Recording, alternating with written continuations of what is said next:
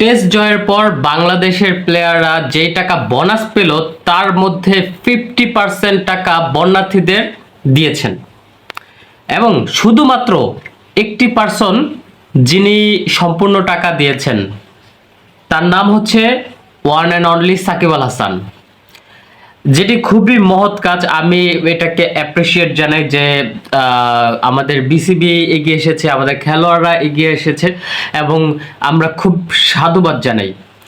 সাকিবকে নিয়ে কিছু কথা বলি। সাকিব তার পুরো সম্পূর্ণ টাকাটি হচ্ছে দিয়ে দিয়েছেন বন্যার্থীদের জন্য এবং আমরা সকলেই জানি যে সাকিবের প্রচুর টাকা রয়েছে। তিনি নানান দেশে যে ক্রিকেট খেলেন এবং সেখান থেকে অনেক টাকা ইনকাম করেন। এছাড়াও বিভিন্ন ব্যবসা প্রতিষ্ঠানের সাথে তিনি জড়িত আছেন, নিজের অনেক ব্যবসা রয়েছে।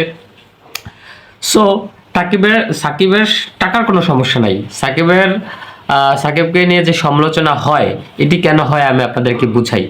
সাকিব কিন্তু সবসময় এই যে সোশ্যাল ওয়ার্ক বা দেশের যে কোনো অনুকূল পরিস্থিতিতে সাকিব কিন্তু থাকেন এবং সাকিব এই যে টাকা দিল এটাই কিন্তু প্রথম না। তার যে সাকিব ফাউন্ডেশন আছে সেই সাকিব ফাউন্ডেশন কিন্তু অনেক আগে থেকেই এই বন্যার্থীদের জন্য কাজ করে যাচ্ছেন, কিন্তু সেটা ফলাওভাবে প্রকাশ পায়নি বা প্রচারণাতে তারা চালায়নি। আমরা যারা সাকিবকে চিনি জানি, সাকিবের ফাউন্ডেশন সম্পর্কে সচেতন আছে, তারা জানি যে সাকিব কাজ করছে, কিন্তু সাকিব নিজে এটা প্রচারণা চালায়নি। কিন্তু একটা মহল আছে যে সাকিবকে এখন ঘৃণা করে, কারণ হচ্ছে সাকিবকে মনে করে দেশের শত্রু। কারণ হচ্ছে সাকিব আওয়ামী লীগ করতেন এবং আওয়ামী লীগ একটা স্বৈরাচার ছিল এবং যখন আন্দোলন হচ্ছিল তখন সাকিব ছাত্রদের পাশে থাকেননি। ছাত্রদের পাশে থেকে তিনি হচ্ছে ফেসবুকে কোনো ভয়েস রেজ করেননি, কোনো স্ট্যাটাস দেননি এবং তার প্রোফাইলের পিকটা লাল করেননি।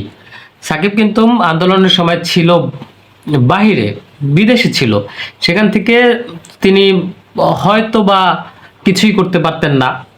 শুধুমাত্র তিনি হচ্ছে ছাত্রদেরকে একটা সাপোর্ট দিতে পারতেন, শুধু বলে যে হ্যাঁ ছাত্ররা তোমরা এগিয়ে যাও, আমি তোমাদের পাশে আছি, তোমাদেরকে সমর্থন করছি, কিন্তু সাকিব সেটা করেনি।